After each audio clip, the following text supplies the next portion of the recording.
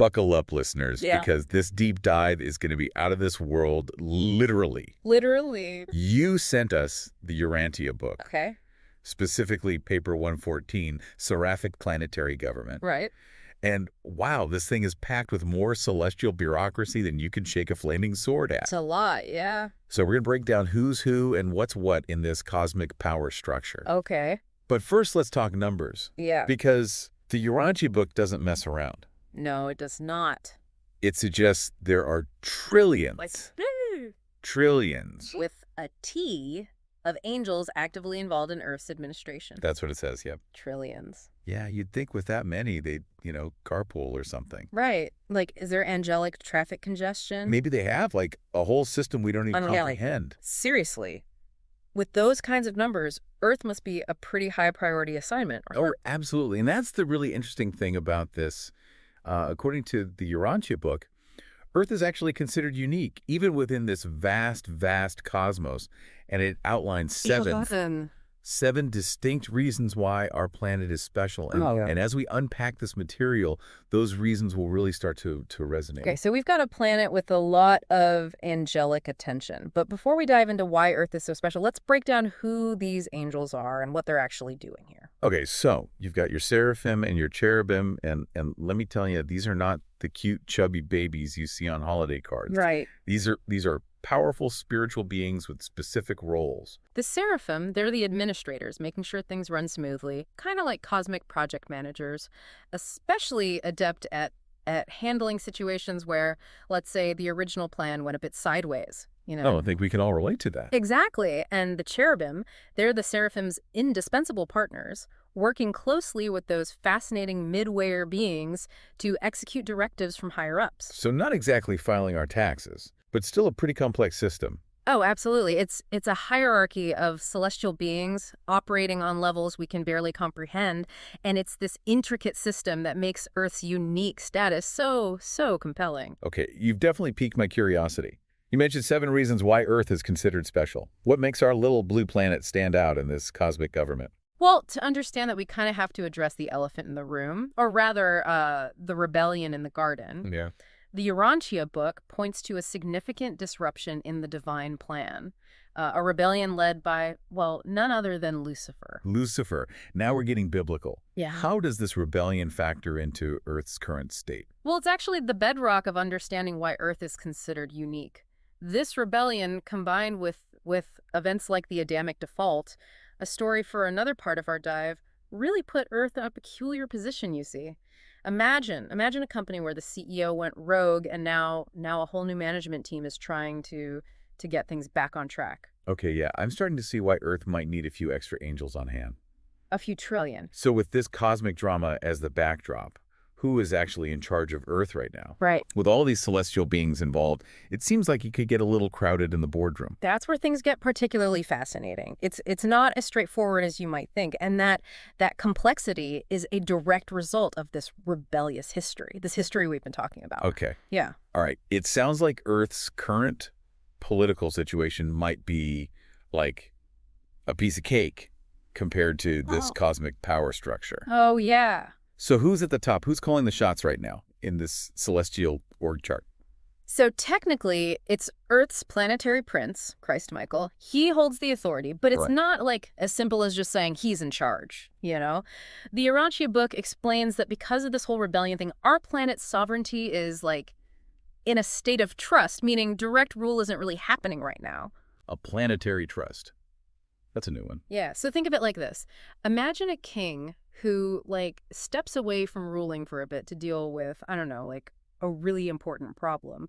And he leaves his most trusted advisors in charge temporarily, right? Okay, I'm following. So Michael, in his incarnation as Jesus, he did experience life on Earth, and he still holds the ultimate authority. It's just that the day-to-day governing. Yeah, that's being handled by others right now. Makes sense. So who are these cosmic caretakers, the ones keeping things running while the sovereignty is being sorted out? All right, so this is where the structure gets really, really interesting, okay? The Urantia book describes this council of 24 former humans. 24? Yeah, 24 Urantians who, after living these incredible, remarkable lives, ascended to this higher spiritual plane called Jerusalem. So Earth is being overseen by Like our Cosmic Alumni Association. It's pretty much. It's, I don't know, comforting and kind of intimidating at the same time. Right, like, we expect great things from you, Earthlings. Exactly. But yeah, it is a fascinating concept, though. These 24, they weren't just, successful by Earth standards. They contributed to something the book calls the enlarging sovereignty of the Supreme, and they were chosen for their leadership, their wisdom, and their dedication to spiritual growth, even back when they were here on Earth. Okay, but 24 cosmic bosses. I mean, that just sounds like a recipe for intergalactic gridlock. How do they actually manage the day-to-day without, driving each other crazy? Okay, that is where the role of the resident governor general comes in. Governor General. Yeah, so basically every century, one member of this council of 24, is chosen to be like the lead administrator, right? Think of it like a rotating CEO coordinating the efforts of all these celestial beings that are working on Earth's behalf. A rotating CEO for the planet. Okay, that's one job I would not want. Right.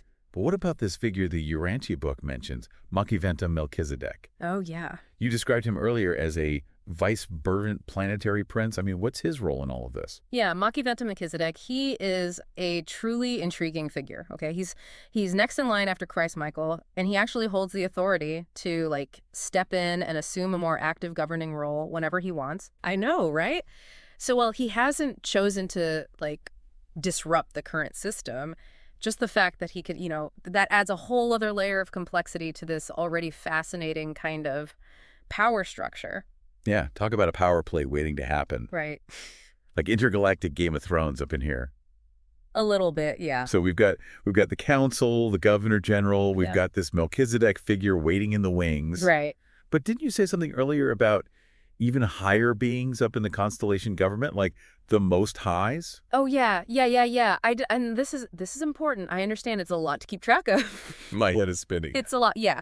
But basically, imagine that to keep a closer eye on Earth, especially after this whole rebellion thing, the Most Highs, they stationed a representative here, permanently, of Urandadek's son. So Earth has its own, intergalactic babysitter. Well, I mean, you could say that. Because we're in timeout.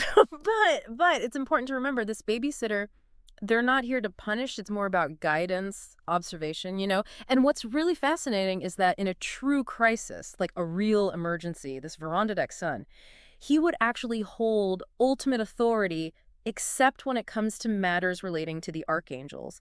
And they seem to operate on a whole other level. Of course they do. It's a lot. So many layers. It's a lot. It's complex, but it's all there in the book. This is way more complicated than I imagined. And to think, we haven't even gotten to those 12 groups of angels, the Master Seraphim that you mentioned. Oh, right. And those Master Seraphim, they're a crucial part of this whole system, like a critical part of understanding how Earth's angelic administration actually works, because they each have their own specific areas of influence, ranging from education and science to, and this is where it gets really interesting, things like human industry and even our artistic endeavors. Hold on. Are you saying there are angels assigned to oversee, Wall Street? Well, I wouldn't say oversee in the way that we might traditionally think, but yeah, the Urantia book suggests that these Master Seraphim, they're actually very intimately involved in all aspects of human endeavor, and their approach is way, way more subtle than you might imagine. Okay. Yeah. So no angels, shorting the stock market or anything. What's the nature of their influence then? Oh, it's way more, I think, profound than that, The Urantia book really emphasizes how important free will is, especially when it comes to spiritual development, right? Yeah. So these Master Seraphim, they're not pulling strings like we're puppets or anything. Right. It's much more subtle than that. Their influence is really more about manipulating circumstances to kind of nudge us in the right direction, inspire us towards reaching our full potential. So less about dictating outcomes and more about giving us a little cosmic nudge here and there. Exactly. Imagine a gardener tending to a delicate flower. They're not, forcing the flower to grow, but they create the best possible conditions for it to thrive, right? They make sure it's got sunlight and water and all the nourishment it needs, allowing the flower to reach its full potential, but naturally. And that's actually a pretty good analogy for how these Master Seraphim operate. Wow, I mean, it's kind of a beautiful way to think about it. It is. This idea that there's this cosmic support system, kind of quietly working behind the scenes to help us all blossom. Yeah. Makes you wonder, who are the individuals who are really receptive to this angelic guidance? Right. Who are the star players in this cosmic garden, right? Yeah. And that brings us to one of the most interesting and intriguing concepts in the Urantia book, the Destiny Reserves. Destiny Reserves. Okay, that sounds like a cosmic league of superheroes. I know, right? Sign me up. Right. So picture this. You've got these individuals living right here on Earth, just going about their daily lives, completely unaware that they've been chosen, handpicked, to act as, essentially, protectors and guides for humanity's spiritual evolution. Wait, hold on. Secret protectors? Chosen for, like, a higher purpose and they don't even know it? How does that work? I know, it's wild, right? But that's the fascinating part. According to the Urantia book, selection for the Destiny Reserves is based on a whole bunch of different factors. Things like their inherent character, their unique skills, even, get this, the specific qualities of their thought adjuster, that fragment of God that resides within each of us. Okay, hold on. Back up for a second. Thought adjuster. Right. We touched on this a little bit earlier, but just a quick refresher. The Urantia book described thought adjusters as these like little pieces, these fragments of God that actually live inside each human mind. And they're there to like guide us towards spiritual enlightenment throughout our lives, right?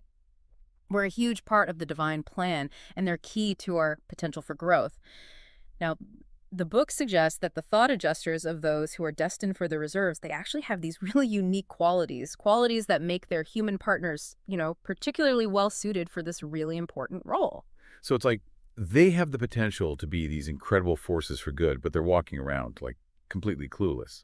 Exactly. They're being trained and prepared on like a subconscious level, for whatever crises or events might pop up that could impact the planet's, spiritual progress. It's like they're unknowingly developing the skills and the strength they'd need to help steer humanity towards a brighter future. I mean, that's amazing. It's actually kind of intimidating, right? To think that there are people out there living with that kind of cosmic responsibility. I know, right? It's like really makes you think. It does. It does. Do we have any idea how many Destiny Reserves are out there? Yeah, that's what I was going to ask. Are we talking like dozens? Hundreds? And get this. The book gives us a specific number. It says there are 962 individuals currently living on Earth. 962. 962. And each one is aligned with one of the 12 Master Seraphim and their, specific areas of influence. Wow. Nearly 1,000 people out there just living their lives completely unaware they're carrying like the weight of the world on their shoulders. I know, it's a lot.